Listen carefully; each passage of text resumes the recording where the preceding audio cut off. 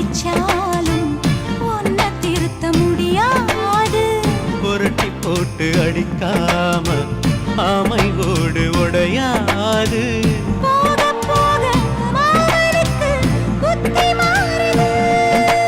கிள்ளவா அள்ளவா சொல்லடி செய்யலா. வேட்டியா சேலையா பட்டிமன்றம் வைக்கலாம். தாமரப்பூவுக்கும் தண்ணிக்கும் எண்ணெய்க்கும் சண்டையே வந்ததில்லை. மாமன் அள்ளி நீ தாவணி போட்டுக்க மச்சி நீ யாரும்